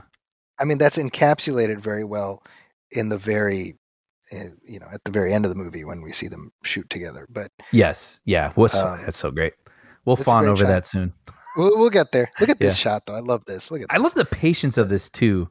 Mm-hmm. I mean, they hold on the shot for a really long time because it is so interesting through those sort of heat lines. You know, the mirage quality of this limo appearing. Yep. By the way, I have to point out this is a Dry Lake up in Victorville, California. They specifically call it out. And it Yep. gives me like chills because when I worked on the movie Mr. and Mrs. Smith, one of the few times I was ever late for something, I can count maybe twice. I can say I was late for working on a movie, and I was supposed to bring up a whole ton of sandwiches to set because they were going to shoot out here. Wow. And so I went, and I was a little late, and I was like, oh crap. And then I called my boss. He's like, well, whatever it is, you got to be there at 10. I was like, okay. So I went and picked up like 40 sandwiches or whatever it was and hauled ass up to Dry Lake in Victorville, which is not close. And I'm not condoning this, but I drove very fast. And I got up there. I went to the location. It looked exactly like this. That's a great shot, by the way. And I saw a caterer. And I had all these sandwiches, and he goes, what are you doing here? And I was like, what are you doing here? So it turns out didn't need the sandwiches. And everybody's arriving. They're going to shoot this whole desert scene. And like, do you want to stick around and see what we're doing today? I was like, no. And I just turned around and drove back. That's really funny. Yeah. Look at this great sweeping shot following the helicopter. I mean, there's such a great sense of scope, you know? Yes. They really milk this location in the best way. Yeah. Like, let's take advantage of this. We're in the middle of nowhere. Let's highlight that. Let's show it. And what's interesting too is that Donner did not shoot this in, you know, extra widescreen. I mean, Yeah. Which the others are. All the sequels are, and before this, like for whatever reason, I think, you know, maybe he felt this was a more intimate story, more character focused. But and probably with the sequels, it's like, well, we're gonna have bigger stunts and things like that. But I think the aspect ratio works for this. Yeah, I agree. That's interesting you say that. Yeah, it almost shot more like a drama than like a sizzling action film. That's right. Yeah. But you know, commenting on the shot of Riggs running with his gun and all these like overhead sweeping shots like you're calling out, it's now we would have drones and it would be so easy, right? But you think about it, it's like a helicopter and probably kicking up this dust and like how low can we go where it's not dangerous, Yeah, I mean different. all that stuff they had to figure out. Yeah.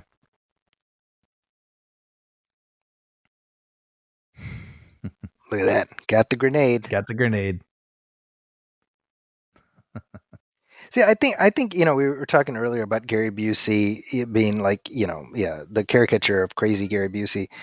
And yet he kind of keeps this one level throughout this movie, right? The only time he loses his cool is like at the very end when he shoots out the TV in their house.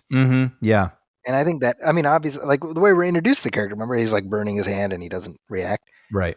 But it makes him more menacing. And he does have, he's always had this sort of menace in his eyes. And it works really well here, especially with the silences. Even as he's wearing like a preppy sweater. Yeah. Looks like he had to leave like a morning golf match to go do. Yeah, right. Exactly. Yeah. Yeah, grenades. I don't know, man. I don't know about it. It isn't a grenade, but still. Yeah. Now, he takes out pretty much everybody here, doesn't he? Except for Joshua, yeah. Yeah. Anyway, sorry, what were you saying? No, I was saying, Tracy Wolff, who plays Rianne, she did the 4 Lethal movies. Yeah. And that's basically it. Although she was in an episode of Katie Keene on the CW last year or 2 years ago. Oh. But that was the first acting she had done since Lethal Weapon 4. Really? That's so interesting. She's good. Well, you have to imagine that happened as a result of somebody involved being like, hey, I really liked her. Can we get her? Yeah, like somebody who grew up with the Lethal Weapon movies, right? Yep.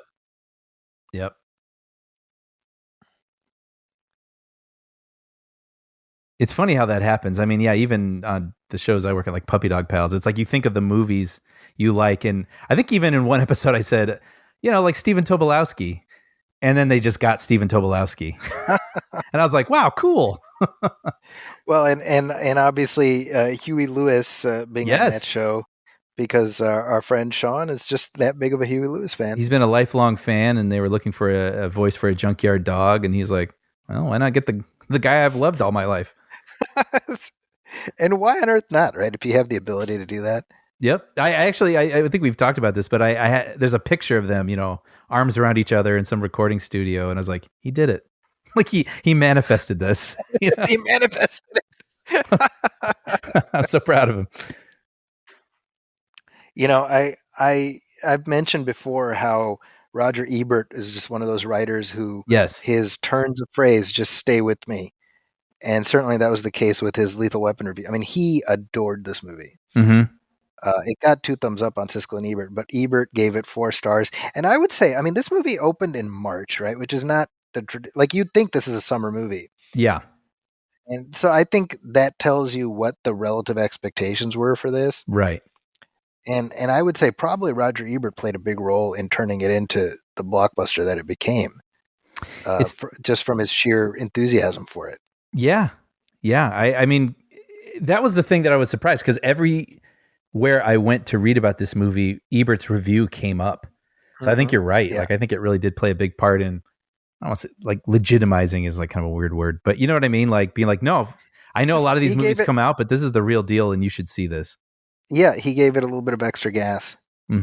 This is from the review. He says, Lethal Weapon is another one of those bruised forearm movies, like Raiders of the Lost Ark. He says, it's a movie where you and your date grab each other's arm every 4 minutes and you walk out black and blue and grinning from ear to ear. And I remember reading "Bruised Forearm Movie" in this review, Yeah. and that's always stayed with me. Yeah. Yeah. I'd heard that expression from him. I didn't realize it came from that review. Yeah, But you can imagine that, right? Because I mean, when you get,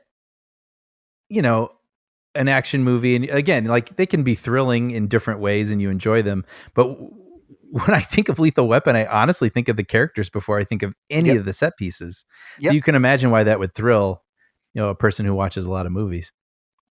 Yeah, and I mean, Ebert said as much, right? He's just like, I've seen it all in terms of shootouts and things like that. But it's the character stuff that's interesting. Yeah. This actor as Endo Al Leong, he's also in Die Hard. Yep. And Genghis Khan and Bill and Ted's Excellent Adventure. Yep, that's right. I mean, he's a quintessential that guy. Kind of a mainstay of 80s movies. Yeah. Yep. Actually, I almost feel bad when he dies because he's willing to kill Riggs, no doubt, but he's just like, sorry, pal. Like he actually has this weird little moment with him. Like, sorry, I was, it kind of sucks, but I was told to do this. Now I feel like there's a whole subgenre of Mel Gibson torture scenes. Yes. Because Mel Gibson certainly plays the heck out of Mel Gibson torture scenes. Absolutely. That's so funny.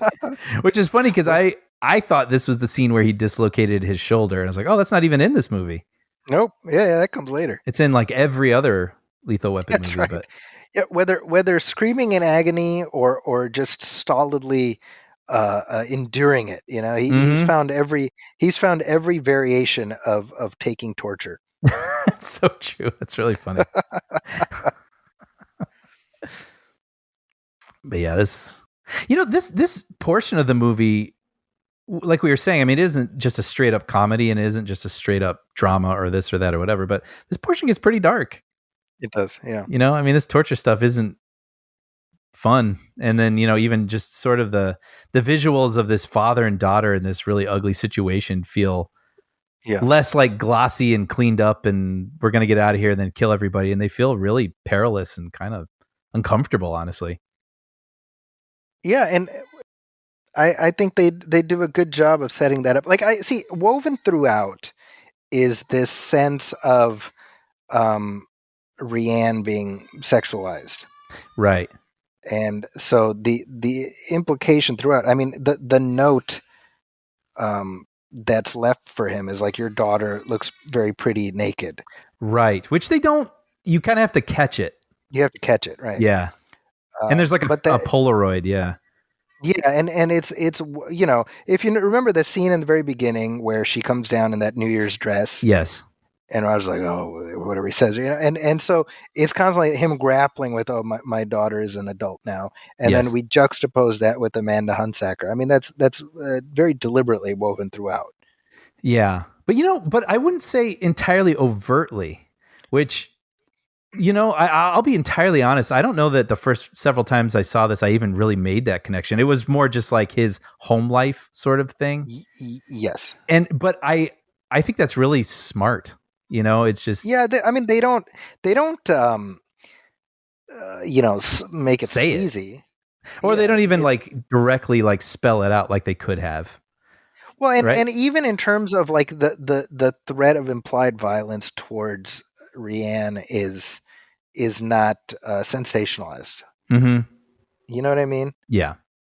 Like you can imagine directors very like framing it in such a way and having the camera sort of leer even a little bit. Yeah, exactly. You know? Yeah. It doesn't do that.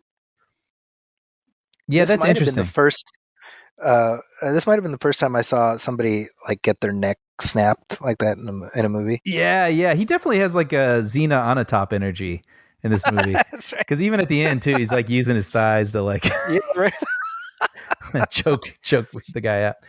But yeah, it's interesting you say that because you can imagine a version because she's kind of in this like tank top and sort of something she would sleep in, let's say. Yes, and exactly. You can imagine a version where she's lit a certain way and maybe even has like sweat on her and it's perilous but also slightly sexualized. But I remember last night, like this whole seeing her like this just made me entirely uncomfortable.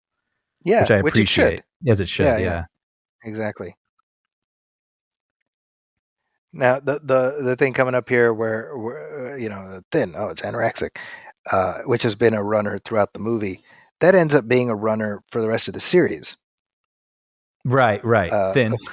yeah, thin. Yeah. And it's just funny how like you don't think of that being a thing that would carry on, but it's funny how as the series progressed, the stuff that became, oh, we got to include that. Like we got to have that reference, you I know? love that. And then maybe that could only really come from the people, this being the same family putting on a show 4 That's right. times, you know? Yeah. Oh, I love that. Is that him? No. No, Just like let's keep going. moving on. This guy just meeting this grisly death.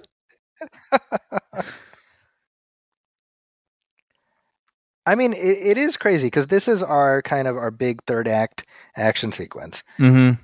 And I mean, it's as these things go, it's pretty sedate. I agree. And even Yeah. in the way it's, in terms of how big it is, but also in the way it's sort of executed, it's not Mhm. like, then you get that one VFX shot where like low and the camera static and, it's just pretty grounded. Yeah. It's crazy too. There's something sort of horrifying. It reminds me of like the original Terminator, where like someone just Yep. enters a club and just starts Mhm.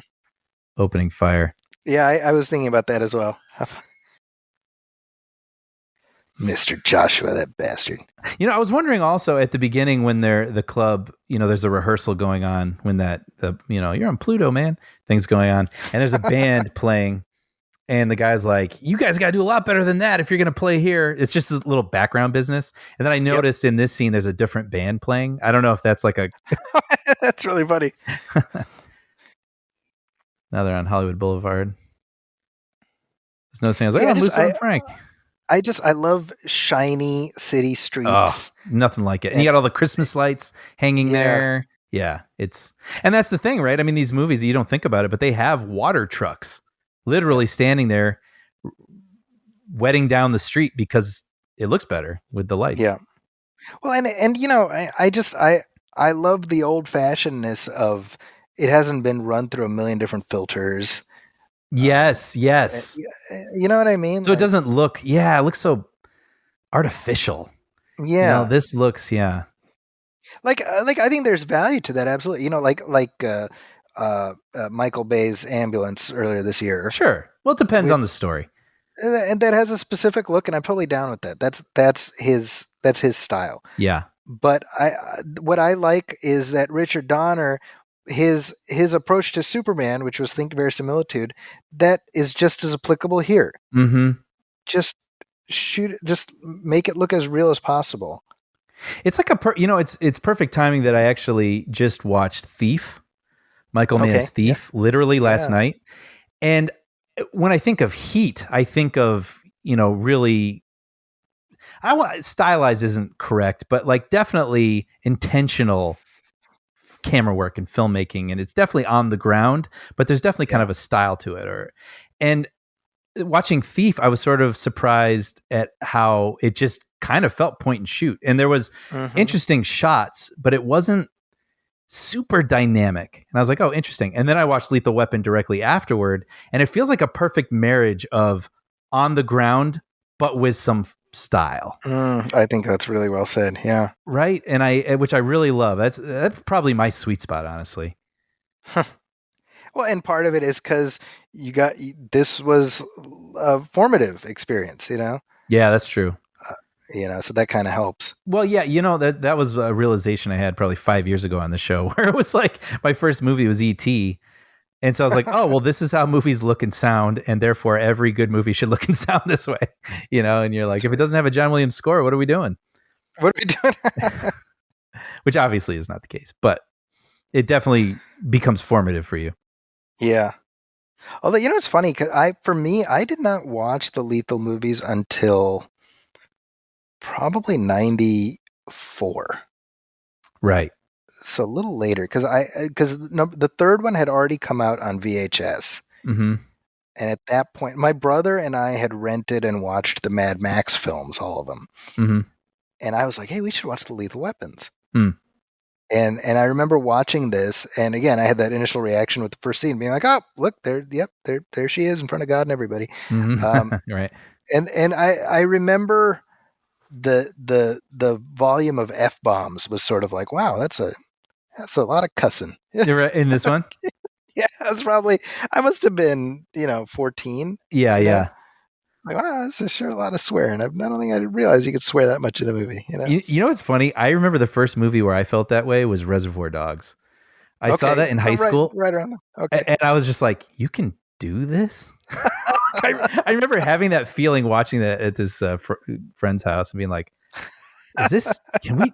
Is this okay?" Like a magical window has been opened up. This is a lot. I've never heard people speak in such a way. See this here. So I think it's an important bit of business, obviously, because we get Roger's hero moment, we get the neck crack thing. Love it. But we set up earlier that he is a good shot, right? That's the key thing. Yes. Like Riggs is like an amazing shot. Yes. But Roger is very good. He no slouch. Yeah. I mean, he hits the bullseye we see earlier. Yeah. But then Riggs, as is his way, dances around it. Yeah, exactly. That's a really good point. I didn't think about that. Just showing that he's not like the guy who's too old and this is a magic shot. Like, no, he's good. I mean, it's they fit, like he's peanut butter, he's jelly. Like they go together. Yes. But they're both good on their own too, Dude, we need to make a show now called PB&J. PB&J. It's like JAY and PB is like, Paul Bronson. PB&J. Dude, you're just putting it out there in the world. Somebody's going to take that. Go for it. I want to watch it. I want to watch it. That's so great. No, this is good. This is a good big action thing, but it feels warranted. Yeah, well, you need, what they do with both McAllister and Joshua is you have to have the death, but you also don't want our hero directly killing them. Yes, which right? is so, it's interesting when you're aware of that, watching what the writers do. Yes. Yeah. Like I think that were Roger to kill McAllister, we'd go along with it because, like, well, we saw everything that happened. Mm-hmm. But like, we still have to preserve that he's not a murderer, Mm-hmm. Mm-hmm. Except for The Rock, and Black Adam. Typically heroes don't kill people. He does. That trailer's becoming my Morbius trailer. But when Federica and I see it, we always turn to each other in that moment and be like, "But I do." See, this is the advantage of going to press screenings. Oh, not seeing this stuff over and over. I miss these trailers a million different times. Yeah, which I think helps. I love all these people. It's been like raining heroin on them too, by the way. So we got a little bit of Shane's original idea. Yeah, a little bit. Yeah. No, it's funny. I was just in this area. We had someone visiting town, and we took them to Musso and Frank. And so it's just like, wow, I was just walking that sidewalk. That's so cool. Wow. Thinking they're like, wow, this bus flipped a car over, right? Where I was walking. Mm-hmm.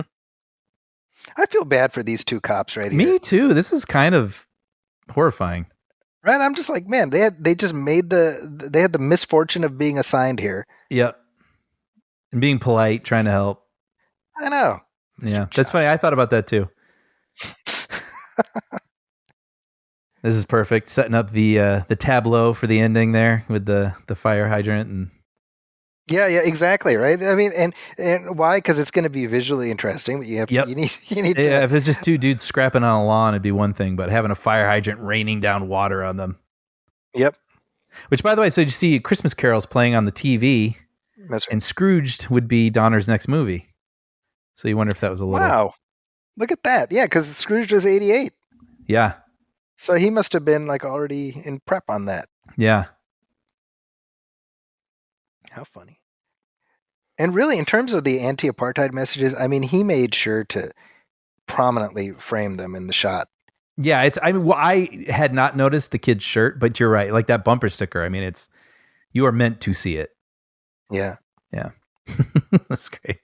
This is also one of those things I feel like you see less and less. Well, maybe now with visual effects it's different, but where you see the actual actor in a shot Oh, and then yeah. they move out of the way and then something blows up and you're like, whoa. Like, That's right. or a car drives right behind them and you're like, whoa, they really trusted that stunt. But yeah, that's a good visual or stunt with that car driving through the front of his house. Well, and what I like is that in terms of continuity from film to film, in the next movie, we've got like they're doing repairs on the house. Yes, right. Like it's not just magically put together, you know. Yep.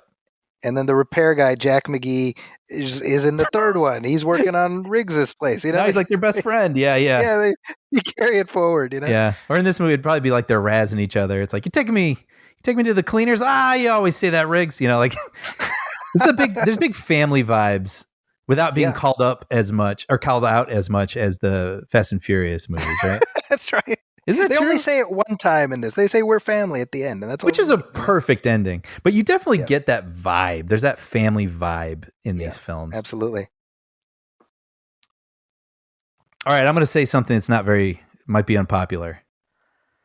Not Uh-oh. crazy about this fight on the lawn. I agree. Dude, it's so funny that you say that. I was about to be like, I don't know. We're supposed to be thinking like Riggs is like this master martial artist. I'm like, I don't know. I'm not really seeing that. Well, there's that, but there's a complete lack of tension to this because Because everyone's just standing and around watching. Yep. Yeah, and it's like all the cops show up and Murtaugh's like, no, it's fine. Just leave him alone. And there's a part where they almost, Mr. Joshua almost drowns Riggs.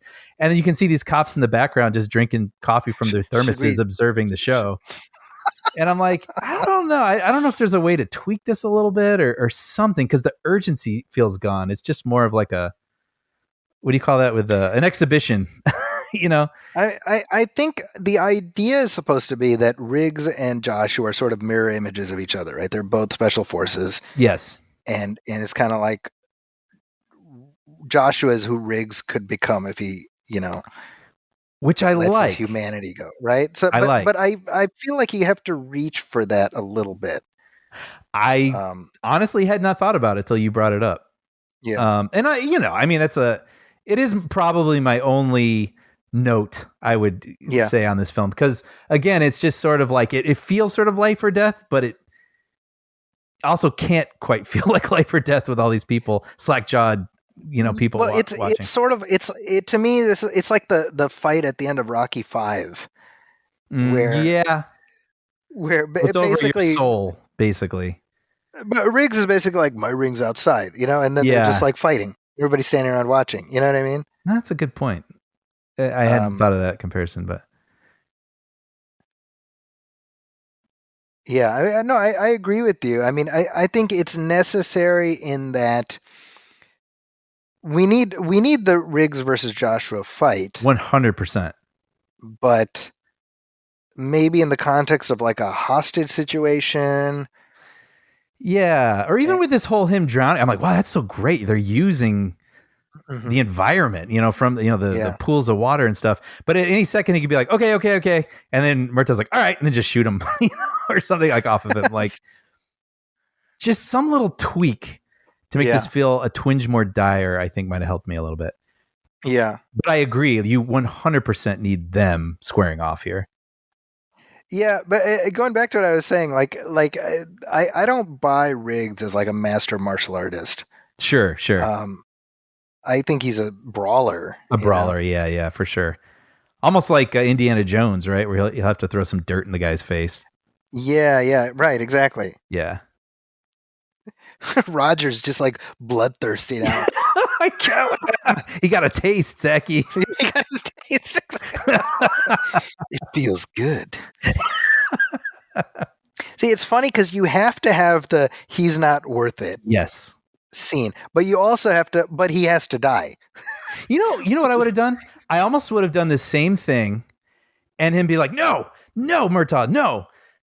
I need this, and then the cops show up, and then it's sort of he's not worth it. Like I could have killed him. Cop show up, it's not worth it, and then we get this moment. I might have delayed the cops. Look at the shot right here. Here it comes. This is like right there. Look at that. Amazing. Frame that. Amazing. So cool. Yep. I mean, they as one, as one unit, they fire They together. come together. Yep. Because all we wanted this whole movie was for these two crazy kids to realize they love each other. Mm-hmm. Yep. Perfectly. They literally they embrace. Yep. This. Oh man. I mean, like I'm feeling emotions, like just seeing them in each other's arms. I mean, it just lightning in a bottle. The casting, Actually, the writing, everything. Brian, we haven't mentioned at all musically the fact that they got Eric Clapton on guitar for Riggs' theme. We got David Sanborn on the saxophone for Roger's theme.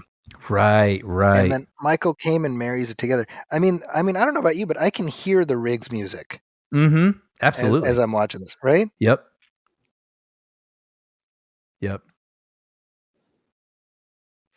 There was the television series a couple of years ago, which I think we both enjoyed to varying degrees. I went into very skeptically and then very shocked at how much I enjoyed it.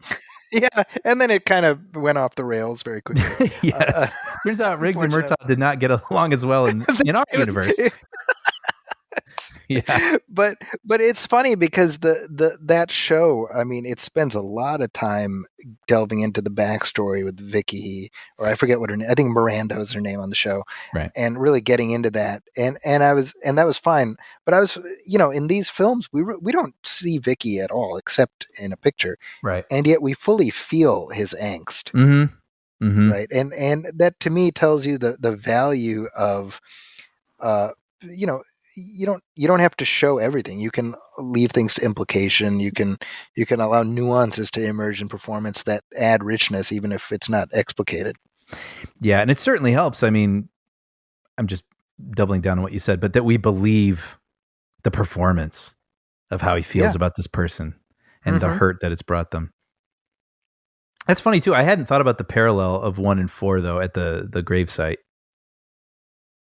Yeah. Oh, it's yeah. I mean, it's and I mean he's at a place here. Like, this is the thing. Like, if originally there was a different ending here, right?